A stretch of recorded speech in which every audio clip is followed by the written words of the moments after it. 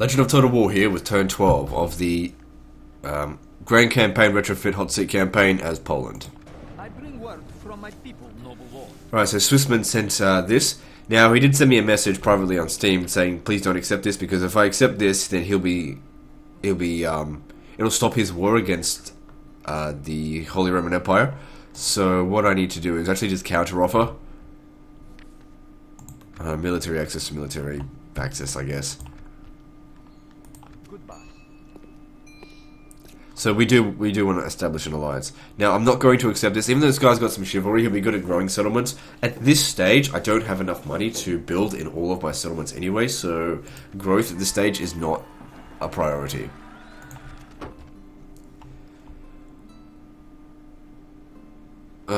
There's no point in trading. We're too far away. I don't know why he bothered sending me this message. Like, don't people realize that, like, trade does have a distance limit? Like, trade would not actually benefit us. It's okay. It doesn't matter. Alright, so, apparently the Venetians actually have the strongest military at the moment. Interesting. That'll probably cost them a lot of money to maintain that. Alright, so over here, I'm going to send these guys to... Actually, no, first thing I'm going to do is I'm going to send a spy in here.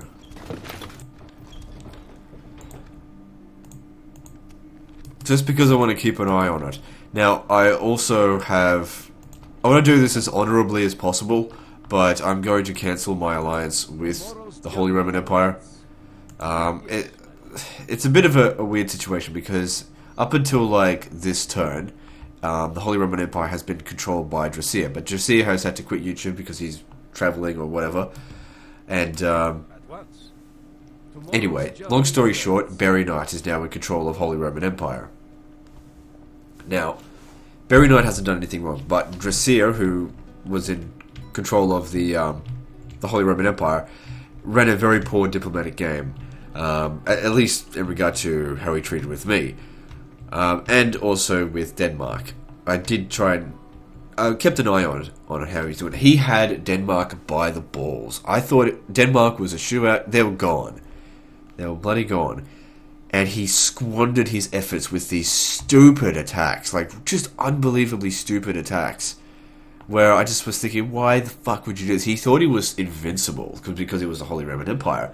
But the thing is, the more time you spend dicking around, the less time you're going to have invincible. And so, all that time he spent intimidating the rest of us is now coming to bite the Holy Roman Empire in the ass, because now that Denmark has pushed all the way down to here and has killed the Holy Roman general faction leader, Venice has taken Bologna. We've got the Milanese pushing up, we've got the Venetians pushing up, and the Danes pushing down. The Holy Roman Empire is screwed, and nobody gives a shit because they just didn't run a good diplomatic game at all. The thing is, like, he made a lot of alliances, but he didn't make any goals with those alliances. Like, no, all those alliances were totally worthless. Like, for example, when I made my alliance with Hungary, we've been blood brothers ever since. We've despite the fact I had to actually put a penalty on him. I really hated the fact I had to do that because he did kind of break a rule. I won't go into that though. He didn't intentionally do it though. It doesn't matter. Rules still need to be followed. So yeah, we've been blood brothers with Hungary for the campaign. We've got a very strong alliance, I feel, because we've stayed with good communication with each other, and we've kept our goals aligned, and we've coordinated our attacks to be like, okay, you attack here, I'll attack here, you take this, designated which territory we're going to take, and so on and so forth, because there could be some overlap. Like, I could have potentially gone after Constantinople, but that actually have been very silly, but it's just an example. So I'm going to... Well, actually, it was Denmark that came to me, asking for an alliance. Excuse me. And I'm going to accept it, but not at the cost of his war with the Holy Roman Empire. So, my hope is that... Actually, I need to send a message, because I've got to do this right. This is my notice of the cancellation of our alliance, effective immediately. Yep. Hang on. Hang on. A diplomat will soon arrive to make it official. Now, by me sending that to the Holy Roman Empire, I am relieved. I begin my 5 turns of non-aggression with them, because in the rules, this is like, if I want to, I can attack him right now. That I wouldn't receive a penalty in regard to the rules. It's not breaking any rules. However, reputation is more important than quick conquest sometimes. It is important that in the eyes of my allies and even my enemies, that Poland holds true to its agreements. So, even though I'm cancelling the alliance, excuse me, I'm doing so as honourably as I can.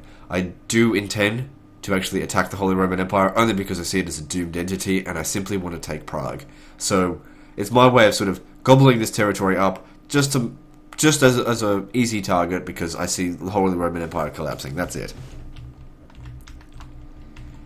Now, one thing that we have to start doing is hiring assassins. Might bring you guys over here. You come over here, and you two come over here. I'm going to drag them to Breslau.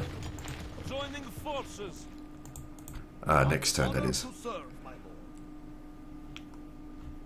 Yes, so I need to hire assassins. There's a few things going on elsewhere. I think England was wiped out. Spain's been wiped out. We'll have a look at the faction ratings soon. It'll give us an idea of who's here and who's not. Okay, you come over here. And I'm going to disband this unit, because it'd be quicker for me to recruit a new one on the front line than it would be to send that one over and retrain it and all that kind of shit. And it also saves up on my upkeep costs. Okay, in addition to that, I mean, I could take out some of these pirate ships. I was actually thinking about disbanding the mercenary cog, because it's costing me money. The pirates are in the way. Old remnants of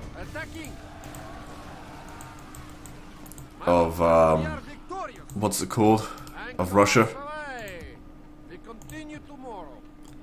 Got a spy here. What I want to do with that spy is get the spy back to the mainland. I need to leave my faction leader there for the time being.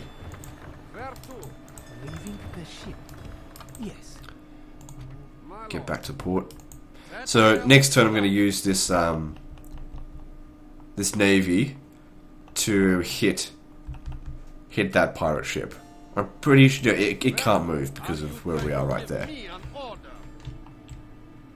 And I should be able to save that admiral so I can keep him on here, because even though I'm definitely going to need a navy right now, like, I don't have to worry about the Danes like coming at me. I think he's fairly trustworthy in regard to what he's intended. Like, what he did over here before, that was me being reactionary. Like, that's just who I am. He put me in a threatening position on Stockholm, and I reacted to it. I don't regret at all what I did. I think it sent him a clear message: do not fucking hold a knife to my throat, because I will fucking punch you in the face if you do. I will make them fear you. So I think that'll be fine. So we've repaired relations since then. It's okay. Like I said, it was a small border scuffle. I think he's learned his lesson. I hope he moved his spy out from Stockholm, because let me just check this. A bit of unrest there. Potential for a spy. Okay, we also need to build the castle up here, because, primarily, Stockholm is actually a very rich settlement, but we need to get it to large town or / castle, because then we can start building some mines, which will produce more money, which is what I really need. So I'm going to try and keep my income as high as possible, which means we need to disband unnecessary units, I suppose. I don't want to recruit a priest, because there's no need for it out here at the moment, and they do have upkeep of 100, which is kind of ridiculous. Excuse me. I'm coming off the back end of a really, really minor cold. It's my once every 2 year cold. It's like a few coughs here and there, a bit of congestion. It's nothing. I mean, it's winter time at the moment, so I wasn't surprised. It's fucking Pokemon's fault. Bloody people putting lures out on Pokestops in the middle of the night. I'm just like, well, I'm gonna go walk 2 kilometers and get me some Pokemon. In the freezing cold. Typical of me. Pay attention to my health. Yeah, I'll be fine. Only catch fucking Pidgeys around where I live. That's okay. Okay, how much money can we make from mining? 100. That would take more than 20 turns to get a return on investment, not to mention corruption.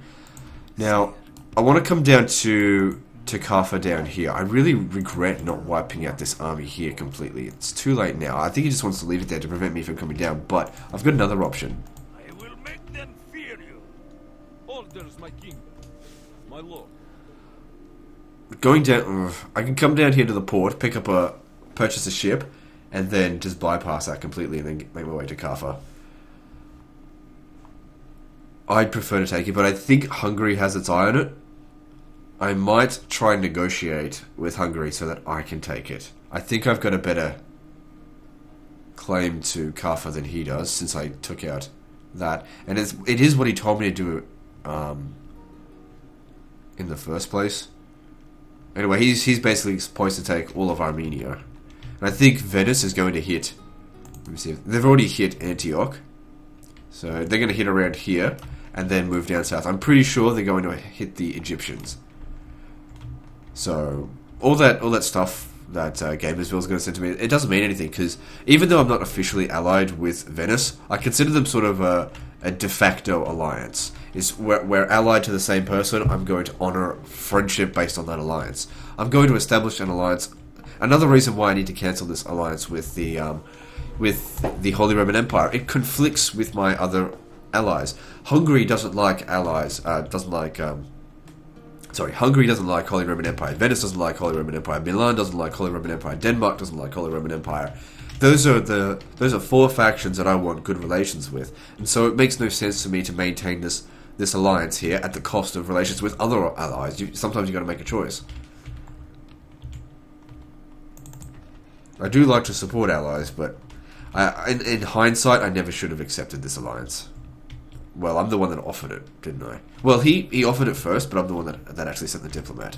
God save as you wish. Alright, so I gotta be very careful with what I'm spending money on. I've got to purchase things that are cheap so that I can purchase as many buildings as possible. As much as I'd love to build a castle there in order to turn it into a large town, like, I've got to try and spread this money across all the settlements so they're doing something. We can do that another turn. Like, I've got a good amount of income coming in at the moment. Let's try and build the stuff that's going to give us the highest return on investment in the shortest amount of time. So yeah, whatever. What are we going to do with this? Am I going to send it down to Kafa or not? If I recruit you and then send these 2 down. Okay, I'm pretty sure these guys here, yeah, they won't be disturbed by that. They'll be fine. They can't come out of this fort and then reform because I've got no general there.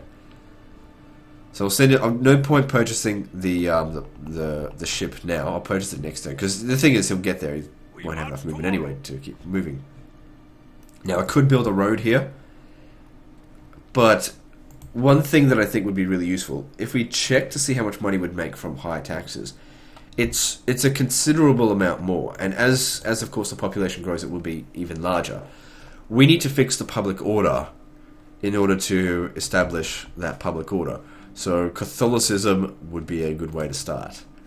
Now, I've only got 600 florins left, which is enough to purchase like 1 building. This is another one I also want to turn into a large town eventually. So I don't want to build anything that can't be converted, like for example a mustering hall.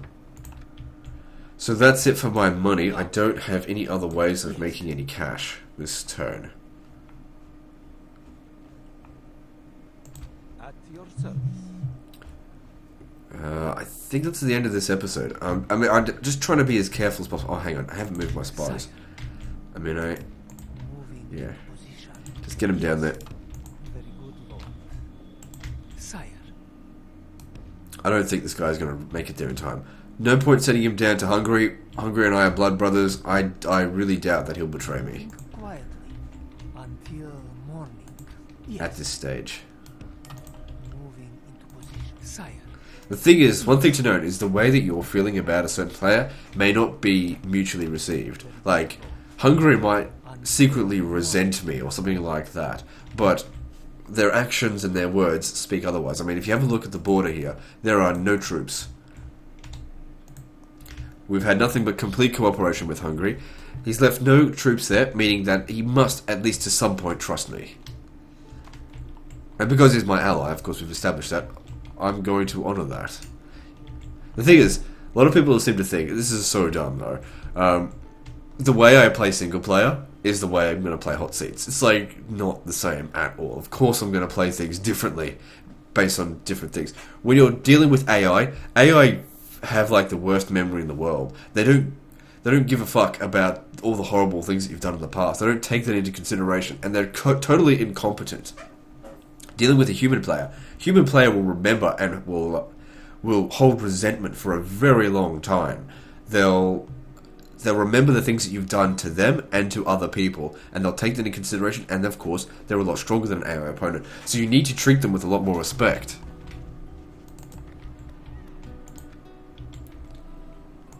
Especially if you want to manipulate them.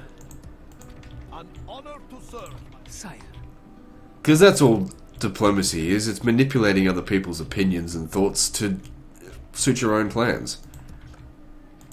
Yeah, I think I've done everything that I can. I might just go through this list here just to check that all my spies are on the move. Sire. Yes. Sire. Yeah, I don't want to send him into Stettin. I was just keeping an eye on the area. If I move him into Stettin, it's a little bit hostile. I don't want to do that to him. So we can have a look over here. Magdeburg is under... We can sort of get like... This guy can document the Danish Holy Roman Empire war, in a way. Very good lord. So his Crusader army, he's no longer on crusade, because Holy Roman Empire went off the crusade. So, if he catches my spy, in fact, I might just be honest and tell him that, look, I've got a spy in your territory, and I'm just documenting what you're doing. That's it.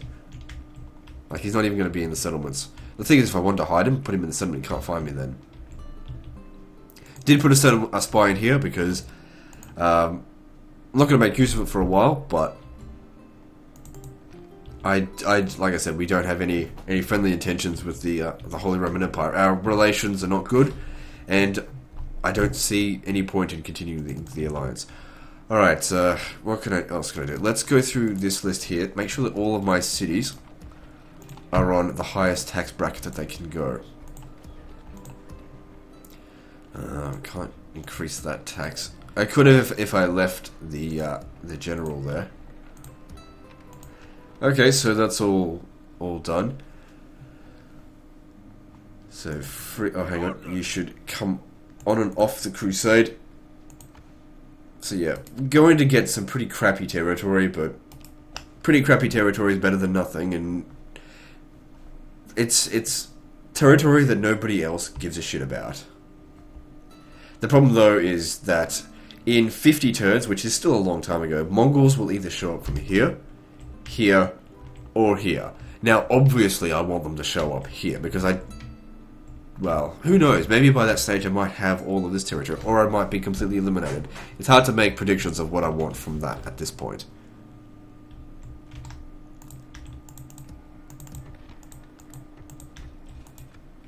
So yeah, we're going to try and be as cost effective as possible. I did purchase the assassin, right? Yep. So this assassin I'll explain what I'm going to do with them in later episodes, because this is a long-term plan. But for the time being, my episodes are probably not going to be that interesting, because I don't have any real gruesome wars to go on against. Even if I do go to war with the Holy Roman Empire, it won't be until turn 17. Unless of course, like, everything's gone except for Prague, and like I'll do it early. Like, I'll risk a little bit of diplomatic penalty. I don't think my allies are going to give a fuck if I do it. it will be a little bit of a truce breaker if I do that, but I'll do my best to honour it. Got to make a judgment call sometimes. Reputation or profit. You know, weigh up your options. I can probably try and spin things around in my favour. Okay, yep, everything's done. Can't do anything else. Alright, so moving on to Venice's turn. Alright guys, so it was a boring episode, but we've already eliminated an entire faction ourselves, so we deserve a bit of a rest. I'm just doing whatever I can to build up my economy at this stage to get prepared for the next war. So guys, like and subscribe. Part 13 will be next, and don't forget to visit me on Facebook. See you next time, fuckers.